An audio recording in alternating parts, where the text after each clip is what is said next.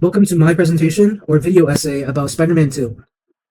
This video essay is going to be called The Price of a Gift.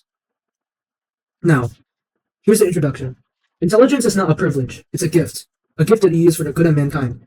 This iconic quote is from Spider-Man 2, but is not as well known from other media as with great power comes great responsibility. But it's a staple and thematic point of Spider-Man 2 as a movie and as a whole. Dr. Octavius' journey and Spider-Man's are defined by what it means to have a gift and to use it responsibly. To start with Dr. Octavius, his entire journey is about understanding that he may have to give up on his dream of creating self-sustaining nuclear fusion energy in order for the city to survive because of his own selfish ambitions. Initially, he was driven by it because he wanted something positive for the city. However, eventually, he was driven by his own selfish desires to complete what he wanted to do by all means necessary.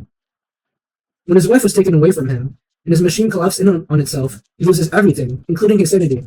What remains are his robotic tentacles, and his ambitions, and desire without any restraint, telling him to do anything that he wants because he has a mission to fulfill, which causes him to forget about his initial morality and the quote he had initially, that intelligence is a gift that must be used for the good of humanity. It's a dream worth chasing if it's worth more than the person who chases it. This is a central question both Spider-Man 2 and Spider-Man and Dr. Octavius are trying to answer throughout this movie. What does it mean to have ambitions? What does it mean to be responsible? And what does it mean to have those dreams? And what does it mean to balance all of those for a healthy outcome? And what is the correct way to go about life in a complete and healthy way? Now, in the first scene, I'll call this a meeting scene. In the lab scene, or the meeting scene, the room is warmly lit in comfortable gold. It's portrayed like a home, which contrasts with the hospital scene later on. While Peter is slightly lowered in his frame, looking up, listening to what Dr. Octavius has to say, when he introduces the tentacles, they're suspended behind him, or when Dr. Octavius does, to show that he's the one in control. In the scene itself, the visual details indicate that Peter is slightly lower in the frame while looking up, listening to what Dr. Octavius has to say, while Octavius sort of dominates the entire screen, showing that Dr. Octavius is the one who's lecturing Peter. He says that intelligence is a gift, not a privilege, that you must use for the good of mankind. His voice is serene and has a conviction in it. It's a clear assertion of what he believes wholeheartedly, which creates a layer of tragedy, since even a good man like him, with great conviction, can eventually fail. Peter shows positive body language. He's eager, respectful, while Dr. Octavius is charismatic and confident. This scene has sort of heroic music about it, ambition. It sort of communicates to the audience that, yes, in this scene, they're doing something very important. This scene establishes that both characters want to do very similar things. They both want to improve humanity through whatever means, which makes the entire last half of the movie even more earned. Now, here's the second key scene. Peter Parker decides to give up on being Spider-Man. Up until that point, he had lost so much, and he was in a steep decline. He decides he wants to give up on what it means to be Spider-Man entirely. He throws his suit away. He decides to leave the burden, the guilt, the responsibility, and the identity of Spider-Man all in the trash can, all at once. We get to see a close-up of the suit as it's discarded and Peter walks away, showing that he's breaking from the cycle entirely. But after walking away, Peter finally feels happy again.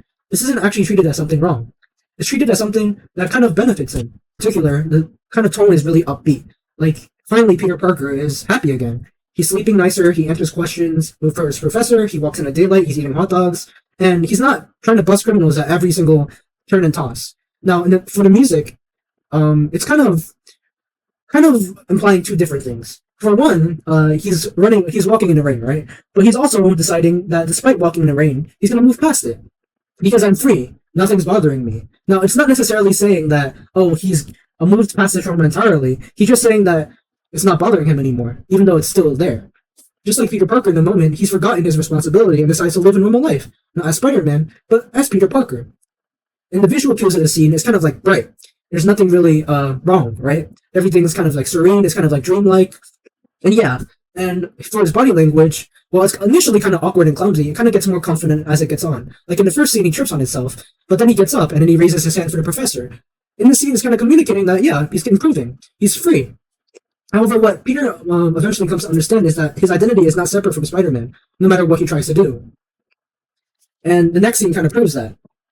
Now, in the third scene, the burning building is when, well, it's kind of like a reference to the first movie, but kind of inverted on himself, because he doesn't really have his powers in this scene. So after throwing his suit away, he feels initial relief, but crime eventually rises. He sees a burning building, and he sees a little girl. And eventually, although he's able to save that little girl, he wasn't actually able to save another person in the scene. This scene doesn't actually have a lot of music in it. It's not. It's kind of meant to show that this is a human and intimate moment for him. It's kind of tragic that he wasn't able to save that person. And what's even more tragic is that that person died because of him. It's not just a small tragedy either. That person actually died. It's a big tragedy because that person actually died because he wasn't able to use his power to save that person. The camera lingers on Peter's face, and his eyes shifts, showing that he's incredibly burdened by what just happened to him. Outside of the burning building itself. The lack of music initially is meant to show this. The music kind of swells up later on, but that kind of shows what it's trying to go for. When he talks to Aunt May, he doesn't look at her, sometimes looking down. Aunt May is slightly elevated in the scene, showing that she is the one who's giving Peter advice. For the sound is kind of like a serene, heroic music, but it doesn't dominate the scene. Aunt May is doing the talking, so while the heroic music is definitely there, like the sort of traditional Spider-Man themes, it's kind of underscored by Aunt May's speech. Aunt May knows in this scene that Peter, to some extent, is avoiding some responsibility. She says that there's a hero in all of us, in a reflective and sincere tone. Peter listens intently. He's clearly conflicted. His posture is not fully confident, and his hair is uncombed. But Aunt May is packing boxes in the scene. Even though she lost her home and stability, she has real conviction in what she says. And when she says there's a hero in all of us, she means it. Sometimes we all have to be steady and give up the things that we want most. And she says even our dreams. It reminds Peter that sacrifice is noble, even at the cost of our own ambitions. He can't decide to just not live that gift because he still has that capacity to save others. And he has to understand that it's what Uncle Ben entrusted him with, and it's what Aunt May entrusted him with. Now, in the peer confrontation, Peter repeats the same advice to Dr. Octavius towards the end of the film. Peter removes his mask, showing he's willing to be vulnerable and human. Although earlier in the film when Dr. Octavius was giving advice to Peter, he was more physically dominant in the frame, in this scene, there's heroic music, and they're framed eye to eye, showing that this isn't about Peter lecturing him, it's about a student confronting his mentor about his beliefs. Peter doesn't look up to Octavius, but he sees him as his equal, someone willing to choose the same path as him, but choosing a different answer to the question. He says, "You once spoke about intelligence. You said it was a gift to be among them. Even if we have to give up the things we want most. It's what's right." Octavius listens to him, and a tentacle symbolizing his negative thoughts hiss at him, but he regains his composure. He decides to choose responsibility. "I will not die a monster," before the building collapses entirely and his machines come crashing down on him. Now, in the final scene of the movie, Peter is alone in his apartment, knowing that he has to keep being Spider-Man, that this is his responsibility now.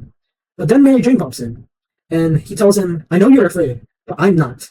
I want to be with you. It's wrong that we only have to be half alive, half of ourselves." She too sees herself as incomplete without Peter in her life. She saw something essential. "Can't you respect me enough to let me make my own decision?" She doesn't ask him to stop being Spider-Man. She asks him to stop being alone, and to understand that sacrificing doesn't mean isolation. MJ argues that he doesn't have to stop being Spider-Man to be himself. He doesn't need to give up everything to be who he wants to be, or else how can he truly live? The movie ends on him swinging, as Spider-Man chooses to live happily with Mary Jane as well, so that he can both balance the responsibilities for his loved ones, as well as for himself, and as well as for others. Now, summary and recommendation. Spider-Man 2 is about what it means to be responsible with your gifts. Through Peter Parker and Dr. Octavius, we see that intelligence is a gift, only if you have the strength to use it correctly. Peter learns that while sacrifice is noble, doing it in isolation and giving up everything he wants will break him.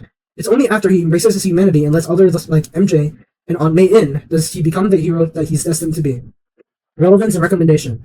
This story is still relevant because we still face many similar choices in our own lives, to our community and to ourselves. I would recommend this movie to anybody who feels overwhelmed by pressure from the world, or anybody who feels like they want to give up everything, or they want to give up entirely. Because this movie teaches us that you don't have to give up everything, and that to be a hero, you must find the balance to become who you're meant to be.